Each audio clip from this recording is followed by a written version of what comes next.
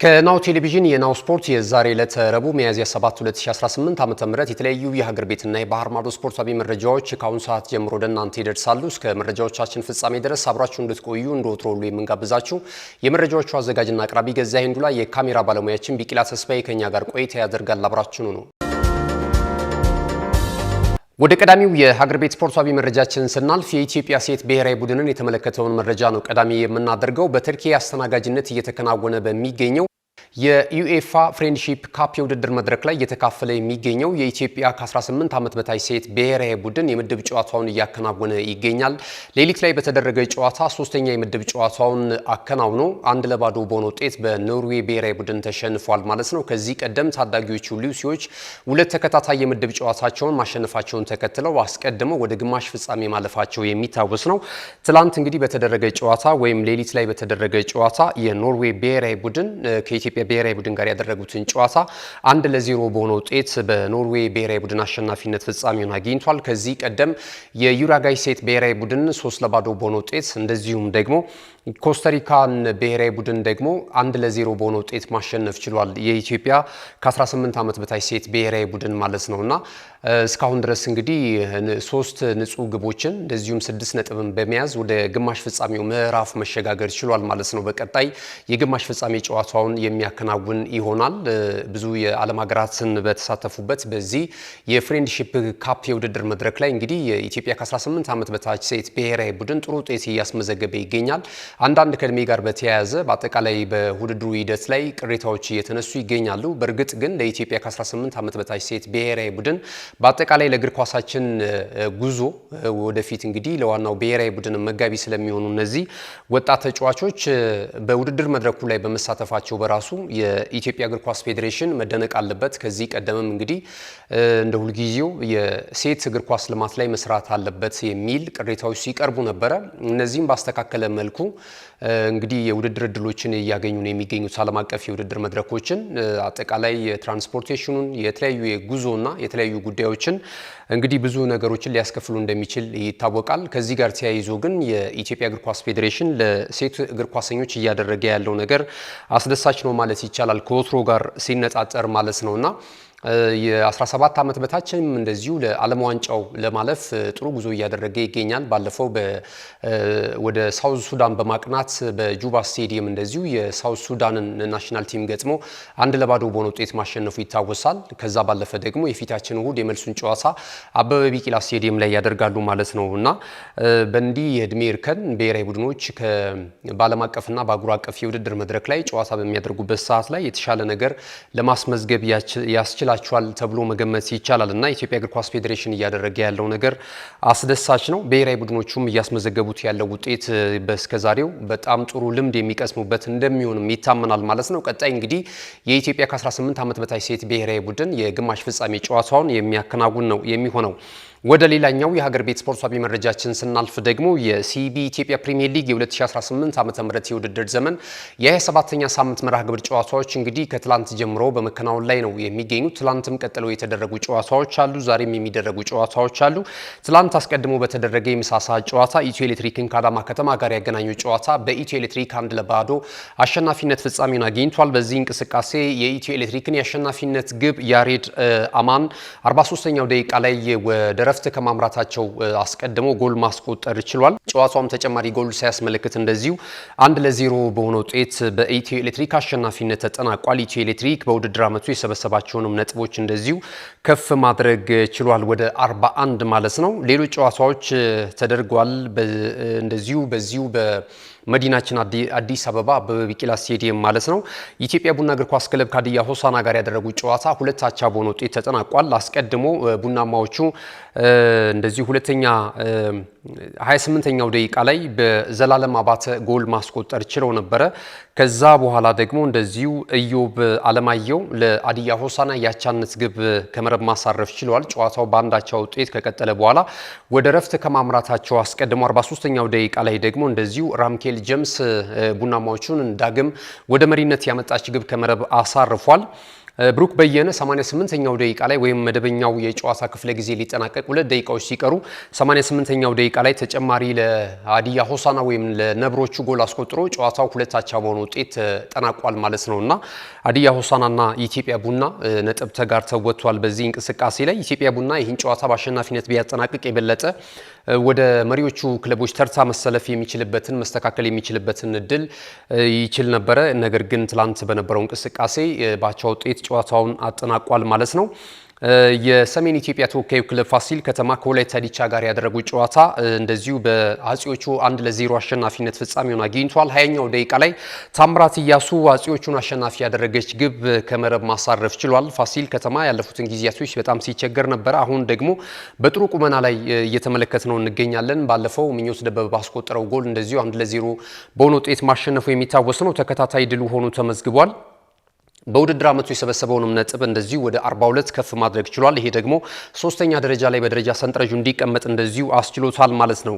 ሌላኛው የሊጉ መሪ ክለብ ሲዳማ ቡና ከኢትዮጵያ ንግድ ባንክ ጋር ያደረጉት ጨዋታ በሲዳማ ቡና 1-0 አሸናፊነት ፍጻሜውን አግኝቷል። በዚህ እንቅስቃሴ ላይ ፈረሰኞቹን ለቆ ወይም ደግሞ ከቅዱስ ጊዮርጊስ እግር ኳስ ክለብ ወደ ሲዳማ ቡና በቅርቡ ያቀናው አቤል ያለው ወሳኙን ግብ እንደዚሁ ከመረብ ማሳረፍ ችሏል ማለት ነውና ጨዋታውም ሌላ ግብ ሳያስመለክት 1-0 በሆነ ውጤት በሲዳማ ቡና አሸናፊነት ፍጻሜውን አግኝቷል። ሲዳማ ቡና በውድድር ዓመቱ የሰበሰባቸውንም ነጥቦች ወደ 51 ከፍ በማድረግ አሁንም መሪነቱን ያጠናከረበትን ውጤት ነው ማስመዝገብ የቻለው ማለት ነውና ይሄ ውጤት ተመዝግቧል።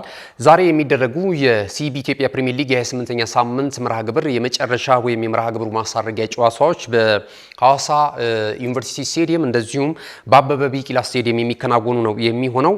ቀን 9 ሰዓት ላይ እዚሁ በመዲናችን አዲስ አበባ አበበ ቢቂላ ስቴዲየም ላይ ኢትዮጵያ መድን ከባህር ዳር ከተማ ጋር ጨዋታቸውን የሚያከናውኑ ነው የሚሆነው።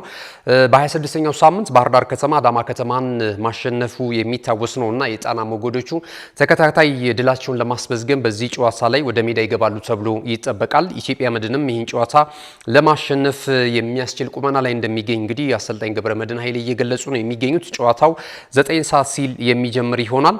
በሐዋሳ ዩኒቨርሲቲ ስቴዲየም የሚደረጉ ሁለት ጨዋታዎች አሉ። 9 እና አመሻሽ 12 ሰዓት ላይ ጅማሯቸውን ያደርጋሉ። ሐዋሳ ከተማ ከመድረገነት ሽሬ 9 ሰዓት ላይ እንደዚሁም ይህ ጨዋታ እንደተጠናቀቀ ደግሞ አመሻሽ 12 ሰዓት ላይ መቻል ከድሬዳዋ ከተማ ጋር የሚያደርጉት ጨዋታ እንደዚሁ ይጠበቃል ማለት ነው። ሐዋሳ ከተማ በዚህ ጨዋታ ላይ ድል የሚቀናው ከሆነ በውድድር ዓመቱ የሰበሰበውን ነጥብ ወደ 44 ከፍ ማድረግ ይችላል። ይሄ ደግሞ ከመሪው ክለብ ሲዳማ ቡና ጋር የሚኖረውን የነጥብ ልዩነት ወደ 7 ለማጥበብ የሚያስችለው ነው የሚሆነውና ዛሬ ለአይቆቹ በተለይ እጅግ በጣም ወሳኝ ጨዋታ እንደሆነ እየተነገረለት ነው የሚገኘው ማለት ነው። አሰልጣኝ ተመስገን ዳና ይህን ጨዋታ ለማሸነፍ ወደ ሜዳ ይገባሉ ተብሎ ይገመታል። የሊጉን የደረጃ ሰንጠረዥ ሲዳማ ቡና 51 ነጥቦችን ሰብስቦ በቀዳሚነት ይመራል። ነገሌ አርሲ 43 ነጥብ አለው፣ ሁለተኛ ደረጃ ላይ ተቀምጧል። ፋሲል ከተማ በ42 ነጥብ እንደዚሁ ሶስተኛ ደረጃ ላይ ነው የሚገኘው። ኢትዮ ኤሌክትሪክ እና ሐዋሳ ከተማ ደግሞ እንደዚሁ በ41 ነጥቦች በጎል ክፍያ በመበላለጥ አራተኛና አምስተኛ ደረጃ ላይ ተቀምጧል ማለት ነው። አቤል ያለው ከሲዳማ ቡና እግር ኳስ ክለብ የከፍተኛ ጎል አስቆጣሪነቱን ትራክ በቀዳሚነት እየመራ ነው የሚገኘው ማለት ነው። ወደ መጨረሻው የሀገር ቤት ስፖርታዊ መረጃችን ስናልፍ የ2018 የኢትዮጵያ ከፍተኛ ሊግ ወሳኝ ምዕራፍ ላይ ደርሷል። በሁለት ምድብ እየተደረገ የሚገኘው የኢትዮጵያ ከፍተኛ ሊግ እጅግ በጣም አጓጊ ምዕራፍ ላይ ደርሷል። በተለይ ዛሬ የሚደረገው ጨዋታ ደግሞ በጣም ተጠባቂ ነው። የ19ኛ ሳምንት መርሃ ግብር ሐዋሳ ከተማ በሐዋሳ ስቴዲየም የሚደረገው ጨዋታ የበርካቶችን ትኩረት ስቧል። በምድብ ለ የሚደረገው ጨዋታ አንደኛና ሁለተኛ ደረጃ ላይ የሚገኙ ክለቦችን እርስ በርስ የሚያገናኝ ነው። አላባ ከተማን እንደዚሁ ከደሴ ከተማ ጋር የሚያገናኘው ጨዋታ ትልቅ ትኩረትን ስቧል።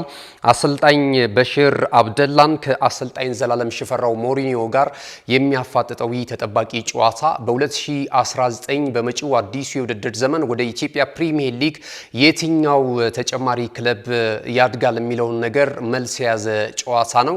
አሁን ላይ እንግዲህ የአላባ ከተማ 35 ነጥቦችን ይዞ የሊጉን የደረጃ ሰንጠረዥ በቀዳሚነት እየመራ ይገኛል። እንደዚሁም ደግሞ አሰልጣኝ ዘላለም ሽፈራው ቡድን ደሴ ከተማ ደግሞ በአንድ ነጥብ አንሶ 34 ነጥቦችን ይዞ ሁለተኛ ደረጃ ላይ ተቀምጧልና ዛሬ ትልልቅ የእግር ኳሱ ሰዎችና የሁለቱም ክለብ ደጋፊዎች በርካታ ኪሎ ሜትሮችን አቆራርጠው በሐዋሳ ስቴዲየም በሚታደሙበት እንቅስቃሴ ላይ ቡድኖቹ ብርቱ ፍክክር በማድረግ ወደ ፕሪሚየር ሊግ ለማደግ እንግዲህ ከባድ ስንቅንቅ ያደርጋሉ ተብሎ ነው እየተነገረ የሚገኘው።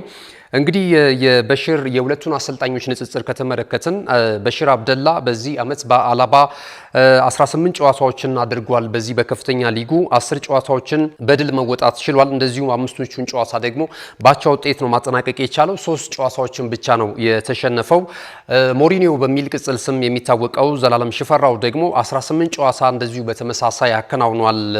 ለደሴ ከተማ እንግዲህ 9 ጨዋታዎችን ማሸነፍ ችሏል። 7 ጨዋታዎችን ባቻ ውጤት አጠናቋል። 2 ጨዋታዎች ብቻ ነው ሽንፈት የገጠመው። ነገር ግን ደግሞ ያቻ ውጤቶች ነው ያበላለጣቸው። እዚህ ጋር 5 ጨዋታዎችን ባቻ ውጤት ነው ያጠናቀቀው አላባ ከተማ። ከዛ ባለፈ ደግሞ ደሴ ከተማ 7 ጨዋታዎችን ባቻ ውጤት ነው ማጠናቀቅ የቻለው ማለት ነውና እንግዲህ በሽር አብደላ ከዚህ ቀደም ወይ በተለይ ባለፈው ዓመት ሸገር ሲቲን ወደ ኢትዮጵያ ፕሪሚየር ሊግ ማሳደጉ የሚታወስ ነው። ከላይሰንስ ጋር በተያያዘ በዚሁ በከፍተኛ ሊግ መቆየት ስላለበት ያለው ላይሰንስ እዚሁ ከፍተኛ ሊግ ላይ የሚያቆየው በመሆኑ ነው እንጂ ከሸገር ሲቲ ጋራ ወደ ኢትዮጵያ ፕሪሚየር ሊግ አድጎ በፕሪሚየር ሊጉ ሸገር ሲቲን ይመራል ተብሎ ሲነገር ነበረ። ነገር ግን የኢትዮጵያ እግር ኳስ ፌዴሬሽን ያስቀመጠው የላይሰንስ ስታንዳርድ እንግዲህ ይሄ አሰልጣኝ ወደ አላባ ከተማ እግር ኳስ ክለብ እንዲያቀና አድርጎታልና ባክ ቱ ባክ ከዚህ ቀደም 2 ቡድኖችን ወደ ኢትዮጵያ ፕሪሚየር ሊግ ማሳደግ የቻለው በታሪክ በጸሎት ልዑል ሰገድ ነው፣ ኢትዮጵያ መድንና ኢትዮጵያ ንግድ ባንክን ማለት ነውና ይሄንን ታሪክ እንግዲህ ለመጋራት በሽር አብደላ በጥሩ ቁመና ላይ ይገኛል። የዛሬውን ጨዋታ ማሸነፍ ከቻለ ቀጣዩንም ጨዋታ ሳይጠብቅ እንግዲህ አንድ ጨዋታ እየቀረው ወደ ኢትዮጵያ ፕሪሚየር ሊግ ማደጉን ከወዲሁ ማረጋገጥ ይችላል ማለት ነው። የዛሬው ጨዋታ የበለጠ ለደሴ ከተማ እጅግ በጣም ወሳኝ ነው። የደሴ ከተማ እግር ኳስ ክለብ ይህንን ጨዋታ ማሸነፍ ከቻለ ቀጣይ ከመንጌ ቤኒሻንጉል ጋር ጨዋታውን ያደርጋል በ20ኛ ሳምንት መርሃ ግብር ወይም ደግሞ የውድድር ዓመቱን የመጨረሻ ጨዋታ ማለት ነው። ይህንንም ጨዋታ ማሸነፍ ከቻለ እንግዲህ በቀጥታ የ2019 የኢትዮጵያ ፕሪሚየር ሊግ ተሳታፊ ክለብ መሆኑን ደሴ ከተማ ማረጋገጥ ይችላል። አምናም በጣም ፍክክር ሲያደርግ ነበርና ብዙ የእግር ኳስ ወዳጆች እንዳሉት በዚህ አጋጣሚ እየተመለከትን እንገኛለን። ብዙ ኪሎ ሜትሮችን አቆራርጠው የደሴ ከተማን የሚደግፉ ደጋፊዎች እንዳሉ ተመልክተናል። በተመሳሳይም አላባ ከተማ በጥሩ ሪፎርም ላይ ይገኛል። በአካባቢው እየተገነባ ያለው ስቴዲየም የበለጠ መነቃቃትን እያመጣላቸው ነው የሚገኘው። አላባ ከተማን በተመሳሳይ ወደ ኢትዮጵያ ፕሪሚየር ሊግ ለማደግ ያለፉትን ዓመታቶች ተቃርቦ ነበረ።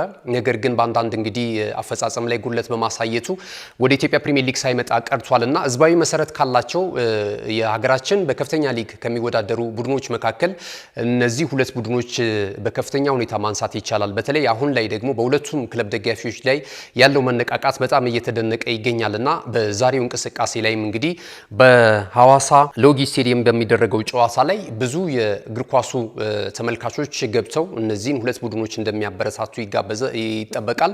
ከዛ በተጨማሪ የኢትዮጵያ እግር ኳስ ፌዴሬሽን ፕሬዝዳንት ክቡር አቶ ኢሳያስ ጂራ የኢትዮጵያ ብሔራዊ ቡድን የወቅቱ አሰልጣኝ ኢንስትራክተር ዮሐንስ ሳሃሌ በስቴዲየም እንደሚገኙ ተነግሯል ማለት ነውና ብዙ የሚዲያ ከቨሬጅ ያገኛል ተብሏል። ይህ ጨዋታ እንግዲህ ቀን 10 ሰዓት ላይ በአዋሳ ሎጌቲ ስቴዲየም የሚደረገውን ጨዋታ ለሁለቱም ክለብ ደጋፊዎች ናሁ ስፖርት መልካም እድል መልካም ጨዋታ ይመኛል ማለት ነው። በዚሁ የሀገር ቤት ስፖርታዊ መረጃችንን እናጠናቀቃለን። ስንመለስ በቀጥታ ወደ ባህር ማዶ ስፖርታዊ ጉዳዮቻችን የምናቀና ይሆናል። አሁንም ቆይታችሁን ከናሁ ቴሌቪዥን ጋር እያደረጋችሁ ስላላችሁ እጅግ በጣም እናመሰግናለን። መልእክቶቹን ተከታትለን እንመለስ። እነሆ የምስራች የ10 አየር መንገድ የበረራ ትኬት ለውድ ደንበኞቹ በተቀላጠፈና አስተማማኝ በሆነ መንገድ እያቀረበ ያለው። በዚህም በደንበኞቹ የተመሰገነው ጉዞጎ አሁን ደግሞ ተደራሽነቱን በማስፋት ተጨማሪ ባንኮችን በማካተት ለውድ ደንበኞቹ የበለጠ አስተማማኝ ለመሆን ችሏል። የጉዞጎን አፕሊኬሽን ከአፕ ስቶር ወይም ከፕላይ ስቶር በማውረድ የመነሻና የመድረሻ ከተማዎትን መርጠው ዋጋ አወዳድረው የሀገር ውስጥም ሆነ ዓለም አቀፍ በረራ ማድረግ ካሰቡ የበረራ ትኬቶን ክፍያ በአቅራቢያው በሚገኙ ባንኮች አንድም በአካል በመሄድ ወይም በኦንላይን የክፍያ አማራጮች ክፍያዎትን በመፈጸም የበረራ ትኬቶን በእጅ ያስገቡ። ከዚህም በተጨማሪ እንደ ሁሉ ጊዜው ወደ ጉዞጎ የጥሪ ማዕከላችን 7473 በመደወል ከሙሉ የበረራ መረጃ ጋር የ24 ሰዓት የትኬት አገልግሎት ማግኘት እንደሚችሉ ስናበስሮ በታላቅ ደስታ ነው። ለበረራዎ ጉዞጎ።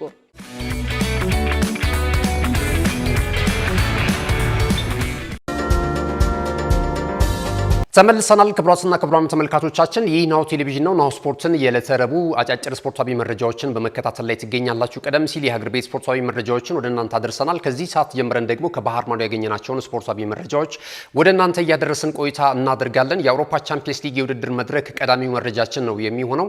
የአውሮፓ ቻምፒየንስ ሊግ የ2025/26 የውድድር ዘመን የሩብ ፍጻሜ የመልስ ጨዋታዎች መከናወን ጀምረዋል። ትላንትና የተደረጉ ሁለት ጨዋታዎች ነበሩ።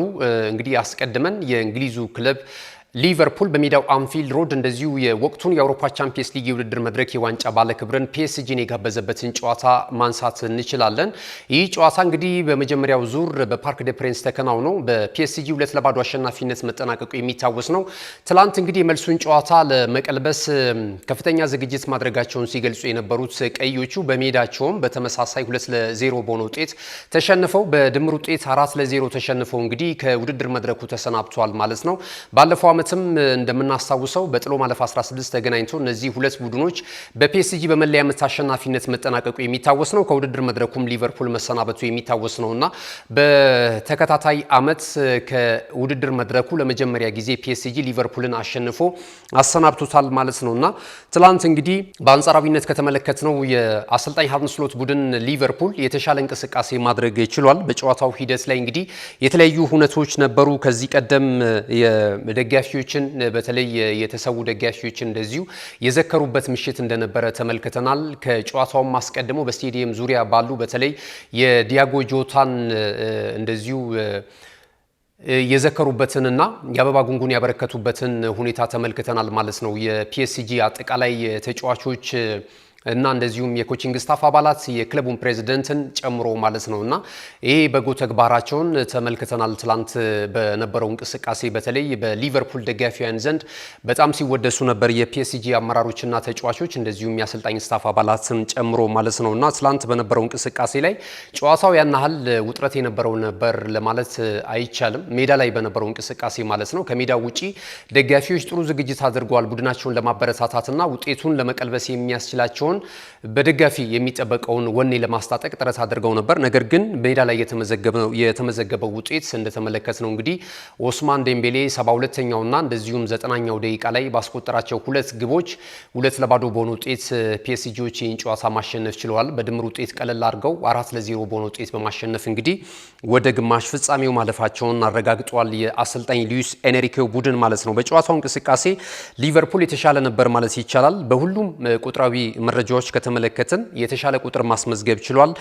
ሹት ኦን ታርጌትን ስንመለከት 7 ሙከራዎችን በአጠቃላይ 21 ሙከራዎችን አድርጓል ሊቨርፑል።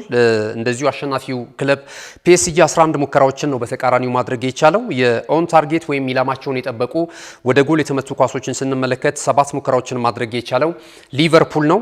እንደዚሁ ደግሞ ፒኤስጂ 5 ሙከራዎችን አድርጓል። ከነዚህ 5 ሙከራዎች ሁለቱን ወደ ግብ እንደዚሁ መቀየር ችሏል። የኳስ ቁጥጥርን ከተመለከትን ባለሜዳው ክለብ ሊቨርፑል 57 በመቶ የኳስ ቁጥጥር ነበረው። 43 በመቶ ደግሞ ፒኤስጂ እንደዚሁ የተቆጣጠረበትን ሂደት ተመልክተናል። በጨዋታው ላይ እንግዲህ በመጀመሪያው ግማሽ 45 ፈረንሳዊ ኢንተርናሽናል ኡጎ ኢኪቲኬ በሊቨርፑል በኩል እጅግ በጣም ከፍተኛ ጉዳት ደርሶበታልና ከሜዳ ለመውጣት የተገደደበትን አጋጣሚ ተመልክተናል ማለት ነው። ትላንት እንግዲህ በነበረው እንቅስቃሴ አንዳንድ ያጫዋት ወይም ደግሞ የአሰላለፍ ለውጥ አድርገው ገብተው ነበረ። አሰልጣኝ አርነ ስሎት 4-3-2-1 ነው አሰላለፋቸው የነበረው። በጨዋታው ሂደት ላይ 4-3-1-2ን አሰላለፍ ይዘው ገብቷል። በትላንት በነበረው እንቅስቃሴ ላይ በተለይ በክረምቱ የተጫዋቾች የዝውውሩ መስኮት ወደ አንፊልድ ሮድ መምጣት የቻሉት አዳዲሶቹ ተጫዋቾች በቋሚ አሰላለፍ ውስጥ መካተት ችሏል። እንደነ አሌክሳንደር ኢሳቅ፣ እነ ፍሪምፖንግ የመሳሰሉ እነ ዊርትዝን የመሳሰሉ ተጫዋቾች ቅድሚያ ተሰጥቷቸዋል። ሜሎስ ኬርኬዝን ጨምሮ ማለት ነውና ትላንት በቋሚ አሰላለፍ ውስጥ በተከላካይ ስፍራ ፍሪምፖንግ እንደዚሁም ኢብራሂማ ኮናቴ፣ ቫንዳይክ እና ሜሎስ ኬርኬዝን ይዘው ነው የገቡት። ሱቦዝ ላይ ግራቨንበርች እንደዚሁም ደግሞ ፍሎሪያን ዊርትስ የአማካኝ ስፍራ ሁኔታ ላይ ተመልክተናቸዋል። አሌክስ ማካሊስተርን ጨምሮ ማለት ነው። የፊት መስመሩን ደግሞ አሌክሳንደር ኢሳቅ እና ኡጎ ኢኪቲኬ ሲመሩት ነበረ በሊቨርፑል በኩል ማለት ነውና ያን ያህል እንግዲህ ውጤታማ ነበር ማለት አይቻልም። በተለይ አሌክሳንደር ኢሳቅ አሁንም ወደ ብቃቱ ወደ ቀድሞ ብቃቱ ተመልሷል ማለት አይቻልም። ከጉዳት በኋላ ጨዋታዎች እየከበዱት ባለፈውም ሳምንት ፉልሃምን በገጠሙበት እንቅስቃሴ ተመልክተናል። ከዛ በፊትም በነበሩት ጨዋታዎች ላይ እንደዚሁ አይተናል። ነገር ግን ወደ ቀድሞ አቋሙ እየተመለሰ አይደለም የሚገኘው። በሂደት ግን መምጣት እንደሚችል ተጫዋቹ ልዩነት ፈጣሪ ተጫዋች እንደነበረ ከዚህ ቀደም በነበሩት የኒውካስል ዩናይትድ ቆይታው ማንሳት ይቻላል። ትላንት እንግዲህ ሊቨርፑልን መታደግ ሳይችሉ ቀርቷል። የቀዮቹ ኮከቦች በአጠቃላይ በነበረው እንቅስቃሴን ተመልክተናል ማለት ነው። ሌላው የነበረው ሁለቱን የስፔን ክለቦች ያገናኘው በዋንዳ ሜትሮፖሊታኖ ስቴዲየም የተደረገው የአትሌቲኮ ማድሪድ እና የባርሰሎና ጨዋታ ነበር። ይህ ጨዋታ እንግዲህ በባርሰሎና 2-1 አሸናፊነት ቢጠናቀቅም በድምር ውጤት 3-2 በሆነ ውጤት መርሳት የቻለው አትሌቲኮ ማድሪድ ወደ ሰሚ ፋይናሉ ማለፍ ችሏል። ብዙ አነጋጋሪ ጉዳዮችን የተመለከትንበት ነበረ። ኤሪክ ጋርሻ ባርሰሎና በኩል በቀይ ካርድ ወጥቷል። የመጀመሪያውንም ጨዋታ ኮብራሲ እንደምናስታውሰው በቀይ ካርድ መውጣቱ የሚታወስ ነው። አሁንም እንደዚሁ በጎዶሎ ልጅ ነው ሁለተኛውንም የመልስ ጨዋታ በዋንዳ ሜትሮፖሊታኖ ስቴዲየም ለማድረግ የተገደዱት ብሉግራናዎቹ ማለት ነውና ትላንት ግን በቀይ ካርድም ተጫዋች ከወጣባቸው በኋላ እጅግ በጣም ተጭነው የተለያዩ ሙከራዎችን ማድረግ ችለው ነበር። በጨዋታው እንቅስቃሴ እንግዲህ ሁለት ግቦችን አከታትለው በማስቆጠር ፌራን ቶሬዝ እና እንደዚሁ ላሚን ያማል ያስቆጠሯቸው ጎሎች ብሉግራናዎቹን መሪ አድርገው ነበር። 2-0 በሆነ ውጤት ይመሩ ነበረ። ከዛም ባለፈ ተጨማሪ ሶስተኛ ግብ የማግባት እድሎችንም ፈጥረው ነበርና ጨዋታውን መግደል የሚችሉበትን አጋጣሚ አግኝተው ነበረ። ይሄ አልተሳካላቸውም። በኋላ ላይ እንግዲህ ሁለተኛው ግማሽ 45 ላይ ደግሞ በጣም ተጭነው መጫወት ችለዋል አትሌቲኮ ማድሪዶች። አንድ ግብም እንደዚሁ ማስቆጠር የቻሉበትን ሂደት ተመልክተናልና 2-1 በሆነ ውጤት የዕለቱን ጨዋታ ባርሴሎና ማሸነፍ ቢችልም በድምር ውጤት 3-2 በሆነ ውጤት ተሸንፎ እንግዲህ የአሰልጣኝ ሃንስ ፍሊኩ ቡድን ከውድድር መድረኩ ተሰናብቷል ማለት ነውና በዚህ ዓመት ወደ ፋይናል ድረስ መድረስ ይችላሉ ተብሎ ቅድመ ግምት ከተሰጣቸው ቡድኖች መካከል አንደኛው ባርሴሎና እንደነበረ ማንሳት እንችላለን። ነገር ግን በሜዳው በመጀመሪያው ዙር የደረሰበት የ2-0 ሽንፈት የትላንቱን ጨዋታ ቀለል አድርጎ ለመቀልበስ ሳይችል ቀርቷል ማለት ነው። ትላንት እንግዲህ በነበረው እንቅስቃሴ ላይ የተለያዩ እጅግ በጣም አሰቃቂ ጉዳቶች የተመለከትንበት ነው። የተለያዩ ግጭቶች፣ ፈጣን እንቅስቃሴዎች የነበሩበት ነበር በሁለቱም ቡድኖች በኩል። በተለይ በባርሴሎና በኩል የማጥቃቱ ሽግግር ከላሚን ያማል የሚነሱ ኳሶች እጅግ በጣም አደገኛ ነበሩ። ወደ ተቃራኒ ቡድን ክልል በሚመጡበት እንቅስቃሴ በጣም አስፈሪ ናቸው። አብዛኞቹም ውጤታማ ነበሩ ማለት ይቻላል። በተለይ ከፌራን ቶሬዝ ጋር የነበራቸው ጥምረት ደግሞ እጅግ በጣም አስደሳች ነበረ። አንጋፋው የፊት መስመር አጥቂ ሮበርት ሌዋንዶውስኪም ተቀይሮ ገብቶ ለብሉግራናዎቹ የጨዋታው ልዩነት ፈጣሪ ለመሆን ጥረት አድርጎ ነበር። ነገር ግን አልተሳካለትም፣ ጎል አልተቆጠረም ማለት ነውና ትላንት በነበረው እንቅስቃሴ ፈርሚን ሎፔዝ እንግዲህ ከፍተኛ ጉዳት አስተናግዶ ከሜዳ ወጥቷል። ተመልክተናል። በጣም ሰቅጣጭ ነው እዚህ አፍንጫው አካባቢ ላይ። እንደገና ጥገና ወይም ደግሞ ሕክምና ተደርጎለት እንደዚሁ ወደ ጨዋታው መመለስ የቻለበትን ሂደት ተመልክተናል። ልክ በሊቨርፑል ጨዋታ በኡጎ ኢኪቲኬ ላይ የደረሰውን ጉዳት አይነት ነው የተመለከትነው ማለት ነውና ትላንት የአውሮፓ ቻምፒየንስ ሊግ የሁለት የመልስ ጨዋታዎች እንደዚህ አይነት ጉዳዮችን አስመልክተውን ተጠናቋል ማለት ነው። ይህንንም ውጤቱን ተከትሎ እንግዲህ ትላንት በነበሩት ሁለት ጨዋታዎች የፈረንሳዩ ክለብ ፒኤስጂ እና የስፔኑ ክለብ አትሌቲኮ ማድሪድ ግማሽ ፍጻሜውን አስቀድመው የተቀላቀሉ ሁለት ክለቦች ሆነዋል ማለት ነው። በቀጣይ እንግዲህ የዛሬ የአርሰናልና የስፖርቲንግ ሊዝበንን አሸናፊ ነው አትሌቲኮ ማድሪድ በግማሽ ፍጻሜው የሚያገኘው ማለት ነው። እንደዚሁ ደግሞ ትላንት ማለፉን ያረጋገጠው ሌላኛው ፒኤስጂ ደግሞ ዛሬ ከባየር ሙኒክና የሪያል ማድሪድን አሸናፊ በግማሽ ፍጻሜው የሚገጥም ነው የሚሆነው። የትላንት ምሽት ጨዋታዎችን በዚህ መልኩ ካነሳን ዛሬ ወደሚደረጉት ጨዋታዎች እንለፍ። ዛሬ ሁለት ተጠባቂ የአውሮፓ ቻምፒየንስ ሊግ የሩብ ፍጻሜ የመልስ ጨዋታዎች ይከናወናሉ። አንደኛው በእንግሊዝ በኤምሬትስ ስቴዲየም የሚደረገው የአርሰናልና የስፖርቲንግ ሊዝበን ጨዋታ ነው። የፖርቹጋሉን ክለብ ከእንግሊዙ ክለብ የሚያገናኘው የመልስ ጨዋታ ይጠበቃል። የመጀመሪያው ጨዋታ እንደሚታወሰው በጆዜ አልቫላዴ ስቴዲየም በተደረገ ፖርቹጋል ላይ አርሰናል ስፖርቲንግ ሊዝበንን 1-0 በሆነ ውጤት በካይ ሃቨርትዝ ግብ አሸንፎ መመለሱ የሚታወስ ነው። በመጨረሻ ደቂቃ በተገኘች ግብ ነው እንግዲህ አርሰናል አሸናፊ ሆኖ ወደዚህ ወደ ሁለተኛው ዙር ጨዋታ የመጣው ማለት ነው። እንግዲህ የዛሬውን ጨዋታ ለአርሰናል የበለጠ ቅድመ ግምት እንዲሰጠው ያደርጋል። ነገር ግን ደግሞ አርሰናል በተለይ በቅርብ በዚህ በወርሃ ሚያዝያ እያስመዘገባቸው ያሉ ውጤቶች በጣም እያስተቹት ይገኛሉ። በተከታታይ ከተለያዩ የውድድር መድረኮች ዋንጫ ክብር እየወጣ ነው የሚገኝ የሚገኘው። ከዛ ባለፈ ደግሞ በሳምንቱ መጨረሻ ቀናት በ32ኛ ሳምንት የእንግሊዝ ፕሪሚየር ሊግ ላይ በበርንማውዝ በሜዳው የ2-1 ሽንፈት ገጥሞታልና ይሄ ለክለቡ ደጋፊዎች ጥሩ ስሜት እንዲሰማቸው እያደረገ አይደለም የሚገኘው። የዛሬውንም ጨዋታ እንደዚሁ በስጋት እንዲጠብቁት አድርጓል ማለት ነውና አሁን የቀረው የአውሮፓ ቻምፒየንስ ሊግ እና የእንግሊዝ ፕሪሚየር ሊግ ነው። የእንግሊዝ ፕሪሚየር ሊግም ስጋት ላይ ይገኛል በአርሰናል ደጋፊዎች ዘንድ ማለት ነው። ከዛ ባለፈ ደግሞ የአውሮፓ ቻምፒየንስ ሊግ የውድድር መድረክም አሁን ላይ አርሰናል ባለው ሁኔታዎች አስተማማኝ ነው ማለት አይቻልም። 1-0 በሆነ ውጤት እየመራ ቢገኝም ነገር ግን የመልሱ ጨዋታ ላይ ምን ሊመዘገብ ይችላል የሚለው ነገር እያሳሰባቸው ነው የሚገኘው። በዚያ ላይ ደግሞ የአርሰናል ወሳኝ ተጫዋቾች ጉዳት ላይ ነው የሚገኙት። ትላንት በነበረው የመጨረሻ ልምምዳቸው ላይ እንደተመለከት ነው እንግዲህ ወደ 6 የሚደርሱ ዋና የቡድኑ ተጫዋቾች በጉዳት ምክንያት ለዛሬው ጨዋታ ዝግጁ ያለመሆናቸው እየተገለጸ ነው የሚገኘው። ወይም ልምምድ አልሰሩም። ነገር ግን አሁንም ምናልባት እስከ መጨረሻው ደቂቃ ድረስ መጠበቅ አለብን ያሏቸው ደግሞ ተጫዋቾች አሉ። ለምሳሌ አንደኛው የዴክላን ራይስ ጉዳይ ነው። ዴክላን ራይስ እንግዲህ በምሽቱ ጨዋታ ይሰለፋል አይሰለፍም የሚለው ነገር እስከ መጨረሻው ደቂቃ ድረስ መጠበቅ እንደሚገባን አሰልጣኝ ሚካኤል አርቴታ ለመገናኛ ብዙሃን ተናግሯል። ከዛ ባለፈ ግን አስደሳችው ነገር እንደዚሁ ፔሮ ኢንካፔ ወደ ሜዳ እንደሚመለስ ተነግሯል። ከጉዳቱ አገግሞ ለዛሬው ጨዋታ ዝግጁ መሆኑ እየተገለጸ ነው የሚገኘው። የቡካዮ ሳካ ጉዳይም አሁንም ድረስ እንደዚሁ ማረጋገጫ አላገኘም። ቡካዮ ሳካም በምሽቱ ጨዋታ ሊሰለፍ የሚችልበት እድል እንዳለ እየተነገረ ነው የሚገኘው። ነገር ግን ደግሞ ላይሰለፍ የሚችልበትም እድል አለ ተብሏል። ሙሉ ለሙሉ በጥሩ የመልካም ጤንነት ላይ እንደማይገኝ ነው እየተገለጸ የሚገኘው ማለት ነውና ካለባቸው ችግር አንጻር የጨዋታውን ሁኔታ እየገመገሙ ቀይረው ሊያስገቡት ይችላሉ የሚሉ ጉዳዮችም እየወጡ ይገኛሉ። ኤቤሬቼ ኤዜ ለጨዋታው ዝግጁ ነው ተብሏል። ሌሎቹ ግን እንደነ ማርቲን ኦዲጋርድ እንደነ ቲምበር የመሳሰሉ ተጫዋቾች ለዛሬው ጨዋታ ላይደርሱ የሚችሉበት እድል ሰፊ ስለመሆኑ ተነግሯል ማለት ነውና ዛሬ እንግዲህ እነዚህ አይነትን ሁኔታዎችን ይዞ ነው አርሰናል በሜዳው ኤሚሬትስ ስቴዲየም የፖርቹጋሉን ክለብ ስፖርቲንግ ሊዝበንን የሚገጥመው ማለት ነው። እስኪ የጨዋታ ቅድመ ግምታችሁን አድርሱን። በእርግጥ አንዳንድ ቁጥራዊ መረጃዎች አሁንም አርሰናልን ይደግፋሉ።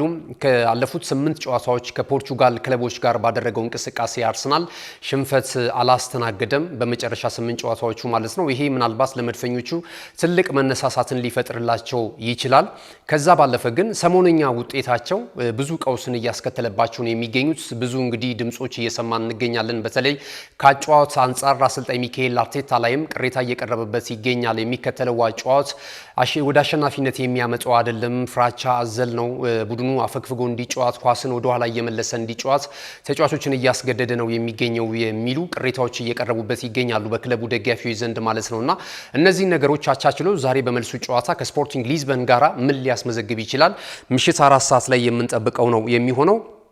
እናንተ በዚህ አጋጣሚ ግን ዛሬ ስፖርቲንግ ሊዝበን ከአርሰናል በኤሚሬትስ ስቴዲየም የሚያደርጉት ጨዋታ ላይ ምን ቅድመ ግምት አላችሁ? አርሰናል በደርሶ መልስ ድምር ውጤት ይህን ጨዋታ አሸንፎ ወይም በመጀመሪያው ዙር ያስመለከተንን የአሸናፊነት ሁኔታ ዛሬም ቀጥሎ ወደ ግማሽ ፍጻሜው መቀላቀል ይችላል ወይ? ሀሳብ አስተያየታችሁንና የጨዋታ ቅድመ ግምታችሁን ልታደርሱን ትችላላችሁ። ሌላኛው እንግዲህ በብዙ የእግር ኳሱ አፍቃሪያን ዘንድ በጉጉት የሚጠበቀው ሳምንት ያላበቃለት ወደ ዛሬ ምሽት የተሸጋገረው ጨዋታ በአሊያንዝ አሬና የሚደረግ ነው። በጀርመኑ ክለብ ባየር ሙኒክ እና በስፔኑ ክለብ ሪያል ማድሪድ መካከል የሚደረገው ጨዋታ ነው። ሳንቲያጎ በርናቦ ላይ የመጀመሪያው ዙር ጨዋታ እንደምናስታውሰው እንግዲህ በባየር ሙኒክ 2-1 አሸናፊነት ተጠናቋል። ባየር ሙኒክ እንግዲህ በአሰልጣኝ ቪሴንት ኮምፓኒ ስር አሁን ላይ በአውሮፓ ካሉ ትልልቅ ክለቦች ተርታ ማሰለፍ ችሏል። በጣም ጠንካራ ነው። በተለይ የፊት ዲፓርትመንቱ እጅግ በጣም እየተደነቀለት ይገኛል። እንደነ ሉዊስ ዲያዝ ከዛ ባለፈ እንደነ ሃሪ ኬን እና ሚሼል ኦሊሴን የመሳሰሉ ድንቅ ተጫዋቾችን ናብሪን ማንሳት እንችላለን እና ብዙ የማጥቃት እንቅስቃሴ የማጥቃት ባህሪ ያላቸውን ድንቅ ተጫዋቾችን በስብስብ ውስጥ ይዟል ባየር ሙኒክ ማለት ነውና በዛሬውም ጨዋታ ቅድመ ግምት አግኝቷል። ፍጹም ብልጫ ነበረው ማለት ይቻላል። ትላንት ከሳምንት ዕለት በነበረው እንቅስቃሴ ላይ በእርግጥ በአንዳንድ አጋጣሚዎች ሪያል ማድሪዶችን በመልሶ ማጥቃት በጣም ፈጣን እንደነበሩ በተለይ የነ ቪኒ ጁኒየር እና የነ ክሊያን ምባፔ እንቅስቃሴ በጣም አስፈሪ እንደነበረ ተመልክተናል፣ ቫልቬርዴን ጨምሮ ማለት ነው። እንግዲህ የፊት ዲፓርትመንታቸው በሁለቱም ቡድኖች በኩል ያለው ጥንካሬ እጅግ በጣም ደስ የሚል ነው፣ ለማየትም የሚያጓጓ ነውና ዛሬ እንግዲህ በወሳኙ የሩብ ፍጻሜ የመልስ ጨዋታ ላይ ሎስ ብላንኮቹ ይህንን መቀልበስ ይችላሉ ወይ? ከ25 ዓመታት በኋላ ነው ባለፈው ሳምንት ምሽት ወደ ሳንቲያጎ በርናቦ አቀንቶ የጀርመኑ ክለብ ባየር ሙኒክን በሜዳው ሲያሸንፈው ሩብ ምዕተ ዓመት ተቆጥሯል ማለት ነውና ረጅም ጊዜ ነው። ይህንን ገድል መፈጸም የቻለው ይህንን ታሪክ መቀየር የቻለው እንግዲህ ቤልጂየማዊው አሰልጣኝ ቪሴንት ኮምፓኒ ነው ማለት ነው። ይህ ወጣት አሰልጣኝ ነው። እስካሁን ድረስ እንግዲህ ብዙ ልምድ አካብቷል ማለት አይቻልም።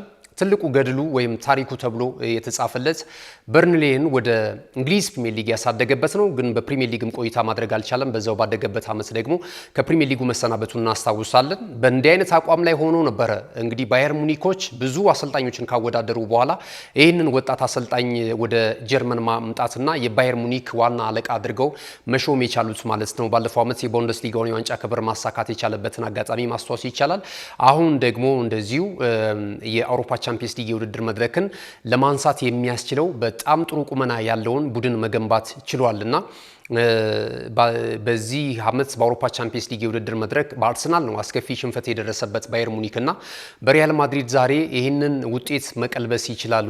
ብዙ የእግር ኳሱ ቤተሰቦች የዛሬው ጨዋታ ሪያል ማድሪድ ያለፉትን ልምዶቹን ተጠቅሞ በአውሮፓ ቻምፒየንስ ሊግ የውድድር መድረክ ላይ ያለውን ገድል በመጠቀም ውጤቱን ሊቀለብስ ይችላል የሚሉ አንዳንድ ሀሳቦችን እየሰጡ ነው የሚገኙት። ምን ትላላችሁ? ዛሬ በሚደረገው ጨዋታ ላይ ሁሉም ተጫዋቾች በመልካም ጤንነት ላይ ይገኛሉ። በሁለቱም ቡድኖች ላይ ያናን የጎላ የጤንነት ሁኔታ እየተመለከትን አይደለም የምንገኘውና በእንደዚህ አይነት ሁኔታ ላይ ሆነው በእንደዚህ አይነት አቋም ላይ ሆነው ደግሞ ጨዋታቸውን ማድረጋቸው የበለጠ ጥሩ ፍክክር እንድንመለከት ያስችለናል ብሎ መገመት ይቻላልና ዛሬ ባየር ሙኒክ ከሪያል ማድሪድ የሚያደርጉትን ጨዋታ ማን በአሸናፊነት ያጠናቅቃል፣ የትኛውስ ቡድን ወደ ቀጣዩ የግማሽ ፍጻሜ ምዕራፍና ፍልሚያ ያልፋል የሚለው ነገር ተጠባቂ ነው። ምሽት 4 ሰዓት ላይ ሁለቱ ጨዋታዎች ይደረጋሉ። ለሁለቱም ክለብ ደጋፊዎች ናሁ ስፖርት መልካም እድል መልካም ውጤት ይመኛል፣ መልካም ጨዋታ ጭምር። እናንተ ግን የሁለቱም ቡድኖች ጨዋታ ግምት ልታደርሱን ትችላላችሁ። ትክክለኛ የጨዋታውን ግምት ስንት ለስንት እንደሚጠናቀቅ ለሚያደርሰን ተመልካች ደግሞ እንደዚሁ የሞባይል ካርድ ሽልማት ወደ እናንተ የምናደርስ ይሆናል። ሀሳብ አስተያየታችሁን ልትሰጡን ትችላላችሁ። አንዳንድ አጠር ያሉ መረጃዎችን እናክልና የመረጃ ሰዓታችንን የምናጠናቅቅ ነው የሚሆነው። አሁንም አብራችኑ ነው። ካሽጎ በየትኛውም ዓለም ሆነው በማንኛውም ሰዓት ለወገኑ የሚደርሱበት ፈጣን የገንዘብ መላኪያ ተከፈተሎ። ማስተርና ቪዛ ካርዶን በመጠቀም ከ5 እስከ 20 ዶላር የሚልኩበት አዲስ የገንዘብ መላኪያ መንገድ። ካሽጎን ለየት የሚያደርገው የትኛውም የገንዘብ ዝውውር በፍጥነት አገልግሎት ከመስጠቱም ባሻገር ለማንኛውም አገልግሎት ምንም አይነት ክፍያ አለመጠየቁ ነው። በሀገራችን ታሪክ ገንዘብን ከውጪ ወደ ሀገር ቤት በማስተላለፍ በመተግበሪያ መልክ አገልግሎት መስጠት የጀመረው የመጀመሪያው ሀገር በቀል የገንዘብ መላኪያ ዘዴ ካሽጎ ከ4500 በላይ ባሉ የባንክ ቅርንጫፎች አገልግሎት እየሰጠ ይገኛል። ገንዘቦን በሰኮንዶች ልዩነት ውስጥ ይፈልጉ በአካውንቶ ወይንም በእጆ ቆጥረው የሚወስዱበት ልዩ ዘዴ።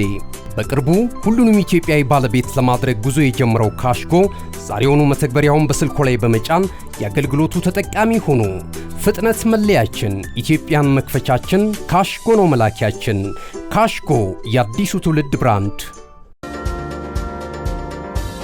ክቡራትና ክቡራን ተመልካቾቻችን የመረጃችን የመጨረሻው ምዕራፍ ላይ ደርሰናል። አጫጭር ስፖርታዊ መረጃዎችን ከዚህ ሰዓት ጀምረን ወደ እናንተ የምናደርስ ይሆናል። ትላንት እንግዲህ ከተከናወኑ የአውሮፓ ቻምፒየንስ ሊግ የሩብ ፍጻሜ መልስ ጨዋታዎች መካከል አንደኛው ሁለቱን የስፔን ክለቦች ያገናኘው የአትሌቲኮ ማድሪድ እና የባርሴሎና ጨዋታ ነበረ። ቀደም ሲል እንግዲህ እንዳነሳናቸው መረጃዎች አትሌቲኮ ማድሪድ በድምር ውጤት በማሸነፍ ወደ ግማሽ ፍጻሜ ማለፉ እንግዲህ የሚታወስ ነው ማለት ነውና ከዚህ ጋር ከጨዋታው መጠናቀቅ በኋላ የተለያዩ ተጫዋቾች ቅሬታቸውን አቀርበዋል። ዳኝነትን በተያያዘና አንዳንድ ሁኔታዎችን በማያያዝ ማለት ነው። በተለይ በጨዋታው በጉዳት ምክንያት ሜዳ ላይ ያልነበረው ብራዚላዊ ኢንተርናሽናል የባርሴሎናው የፊት መስመር አጥቂ ራፊኒያ ቅሬታውን አቅርቧል። ትላንት በነበረው እንቅስቃሴ ላይ የተወሰኑት ውሳኔ ቀይ ካርዶችና አንዳንድ ውሳኔዎች ጉድለት እንዳላቸው በተለይ ደግሞ አድሏዊ እንደነበሩ ለአትሌቲኮ ማድሪድ ያደሉ እንደነበረ እንደዚሁ በይፋ ተናግሯል ማለት ነው። ምናልባት ከዚህ ጋርም ተያይዞ ቀጣይ የአውሮፓ እግር ኳስ ማህበር እንደዚሁ ቅጣት ሊጥልበት ይችላል እያሉ ነው የሚገኙትና በጥቅሉ እንግዲህ ተዘርፈናል ትላንት በነበረው እንቅስቃሴ ላይ ፍጹም አድሏዊ ነበረ ለአትሌቲኮ ማድሪድ የሚል አስተያየቱን ሰጥቷል ማለት ነውና ብዙዎች እየተጋሩት ይገኛሉ። ያው በመጀመሪያውም ዙር ጨዋታ እንደዚሁ ካምፕ ኑ ላይ ተደርጎ በነበረው ጨዋታ ላይም የቀይ ካርድ ሰለባ ነበረ የባርሴሎናው ተጫዋች። ከዛ ባለፈ ትላንት ምሽትም የነበረው የኤሪክ ጋርሺያ ቀይ ካርድ እንደማያሰጥና በአንዳንድ እንቅስቃሴዎች ላይ የነበሩት ውሳኔዎች ሆን ተብሎ የባርሴሎናን ለማጥቃት የተደረገ የዳኝነት አካሄድ ነው የሚል ቅሬታውን ነው ያቀረበው። በዚህ ተስማማላችሁ? እናንተ እንግዲህ ትላንት በነበረው ጨዋታ በቫር ሄደው ቼክ ካደረጉ በኋላ ነበረ እንግዲህ ቀይ ካርዱን የሰጡት። የመጀመሪያውም ዙር ላይ እንደምናስታውሰው ቅጣት ቢጣልባቸውም ዳኛው የቀይ ካርዱ እንደዚሁ በተመሳሳይ በቫር ከተረጋገጠ በኋላ ነበር ቀይ ካርዱን የመዘዙበት እና ጎሉም የተቆጠረው ማለት ነውና እንደዚህ አይነት ነገሮች ገጥሞባቸዋል። ይህንን ነገር ግን ከዳኝነት አድሏዊ ውሳኔና ሁኔታ ጋር አያይዞታል ራፊና ማለት ነው። ሌላ እንግዲህ ዛሬ በሚደረገው ጨዋታ ላይ የጀርመኑ ክለብ ባየር ሙኒክ እግር ኳስ ክለብ የተለያዩ ጥሪዎችን አስተላልፏል። ዛሬ በሚደረገው ጨዋታ ላይ በተለይ ደጋፊዎች እና አጠቃላይ የማኔጅመንት ሰራተኞች ሁሉም የባየር ሙኒክ ደጋፊዎች በስቴዲየም ዙሪያም የሚገኙ ደጋፊዎች እንደዚሁ ጨዋታውን ስቴዲየም ገብተው መከታተል የማይችሉ ሁሉ በአጠቃላይ በከተማው ላይ ቀይ ቲሸርት እንዲለብሱ እንደዚሁ መልእክት አስተላልፈዋል ማለት ነው። ዛሬ እንግዲህ ባየር ሙኒክ ሪያል ማድሪድን በደርሶ መልስ ድምር ውጤት በማሸነፍ ወደ ሰሚፋይናሉ የሚያልፍበትን እድል ይጎናጸፋል ተብሎ ነው የሚጠበቀው። ይህንን ደግሞ የበለጠ ለማክበር በቀይ ቲሸርት በቀይ ማሊያ ደጋፊዎች አጊጠው ወደ ስቴዲየም እና ወደ ስቴዲየም ዙሪያ እንዲመጡ እንደዚሁ ክለቡ አሳስቧል ማለት ነው።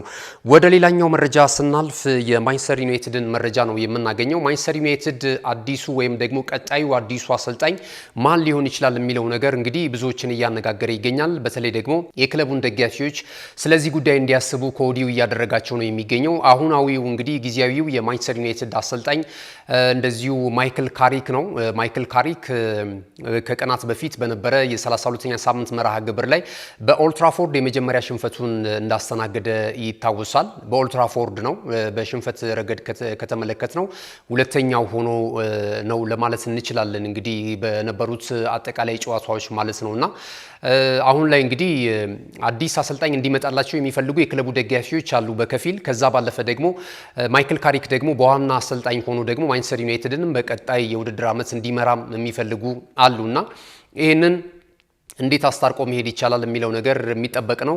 በቀጣይ በተለይ ደግሞ ለማይክል ካሪክ ስድስቱ ቀሪ የመርሃ ግብሩ የሊጉ ጨዋታዎች እጅግ በጣም ወሳኝ ናቸው። በእነዚህ ስድስት የሊጉ መርሃ ግብር ላይ የሚያስመዘግባቸው ውጤቶች ቀጣይ የአሰልጣኝነት መንበሩን ይረከብ አይረከብ የሚለውን ነገር ሊወስኑ እንደሚችሉ ነው እየተነገረ የሚገኘው። አሁን ላይ እንግዲህ በውድድር ዓመቱ መጨረሻ ከክለባቸው አሰልጣኝነት ጋር እንደሚሰናበቱ የተረጋገጠው የበርንማውዙ አሰልጣኝ ስፔናዊው አሰልጣኝ አንዲ ራዮላ ምናልባት ማንቸስተር ዩናይትድን በዋና አሰልጣኝነት ሊረከቡ ከሚችሉ አሰልጣኞች ስም ዝርዝር ውስጥ ስለመካተታቸው እየተገለጸ ነው የሚገኘው ማለት ነውና አንዲ ራዮላ ማንቸስተር ዩናይትድን የአሰልጣኝነት መንበር ይመጥናል ብላችሁ ታስባላችሁ? በበርንማውዝ ቤት ጥሩ ስራ መስራት ችለዋል። በእርግጥ ያለፉትን አመታቶች በተለይ የነበራቸው ውጤት የሚገርም ነው። ዘንድሮ እንደውም ትልልቅ ተጫዋቾቻቸው ወደ ሌላ ክለብ አምርተው ባቸዋል። ነገር ግን ደግሞ በአንዳንድ አጋጣሚ ትልልቅ ቡድኖችን ሲፈትኑ የነበረበትን ሂደት ማስተዋስ እንችላለን። ከቀናቶች በፊት መሪውን ክለብ አርሰናልን ሜዳው ድረስ ሄደው ኤሚሬትስ ላይ 2-1 በሆነ ውጤት አሸንፈውታል።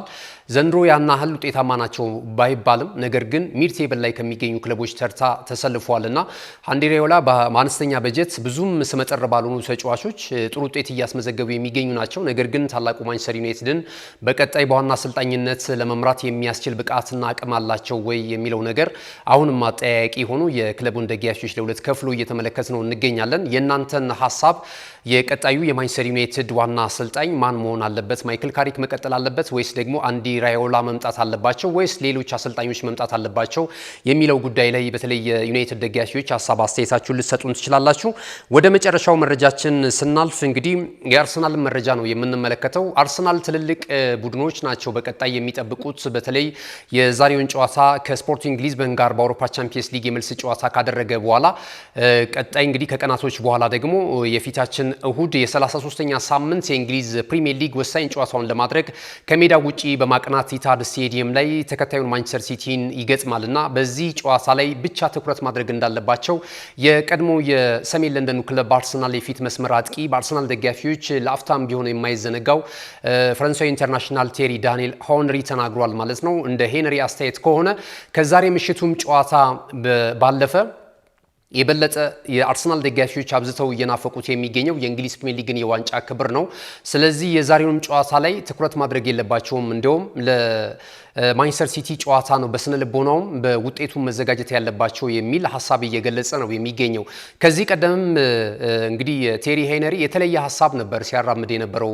ምክንያቱም አርሰናል የሚያስፈልገው በዚህ ዓመት የሊጉን የዋንጫ ክብር ራሱ ካመጣ በቂ ነው የሚል ድምዳሜ ላይ ደርሷል። ከዚህ በፊትም ማለት ነውና ኃይላችሁን ሌሎች የዋንጫ ክብሮች ላይ ትኩረት አታድርጉ፣ እዛ ላይ አታባክኑ፣ የእንግሊዝ ፕሪሚየር ሊግን ብቻ ለማንሳት አንዱ ላይ ብቻ ተኩራችሁ ስሩ ሲል ነበርና እንግዲህ ለአራትዮሽ ዋንጫ ክብር ሲሄድ ነበር። እንደተባለው በሊግ ካፑና እንደዚሁም በኤፍኤ ካፑ ያደረገው ኃይል ማባከን ነው ማለት ይቻላል። ምንም ሳይጠቀም ከውድድር መድረኩ ተሰናብቷል። በእርግጥ አንድ የውድድር አይነት ወደ አንድ የውድድር አይነት ጠንክሮ ለመጓዝ መሸጋገሪያ ሊሆን ይችላል። ስነ ልቦናን ጨዋታዎች ማሸነፍ ሊገነቡ ይችላሉ። ነገር ግን ደግሞ ከተመለከት ነው ብዙም ጠቀሜታ ነበራቸው ማለት አይቻልም የወጣባቸው የውድድር አይነቶች ማለት ነውና የበለጠ ጉዳት የበለጠ ተጫዋቾች ላይ ጫና የጨዋታ መደራረብ እንዳደረገባቸው ነው። እንግዲህ ቴሪ ሄነሪ ያለፉትን የውድድር መድረኮች ላይ አርሰናል መውጣቱ እንደውም ጠቅሞታል።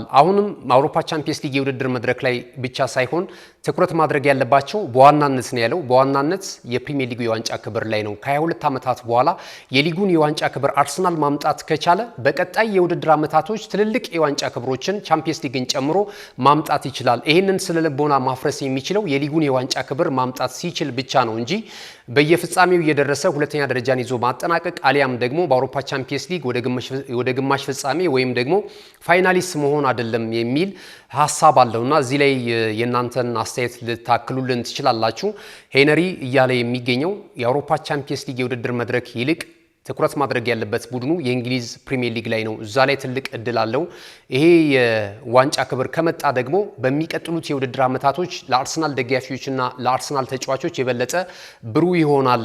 አሮጌውን ታሪክ መሰረዝ የሚችለው አሮጌውን ታሪክ ማፍረስ የሚችለው ይህ የዋንጫ ክብር ነው የሚል ሐሳብ አለውና በሄነሪ ሐሳብ ተስማማላችሁ? የሐሳብ አስተያየታችሁን ልትሰጡን ትችላላችሁ። የአርሰናል ደጋፊዎች ክቡራትና ክቡራን ተመልካቾቻችን የነበሩን ስፖርታዊ መረጃዎች ለዛሬ ዕለተ ረቡዕ ሚያዝያ 7 2018 ዓ.ም ይህንን ይመስሉ ነበር። መረጃዎችን ወደ እናንተ በማድረስ ገዛ ሄንዱላ የካሜራ ባለሙያችን ቢቂላ ተስፋዬ ከኛ ጋር ቆይታ አድርጓል። ተወዳጅ ነው ቴሌቪዥን ፕሮግራሞች በቀጣይነትም ወደ እናንተ ይደርሳሉ። አብራችሁን ስለነበራችሁ እጅግ በጣም እናመሰግናለን።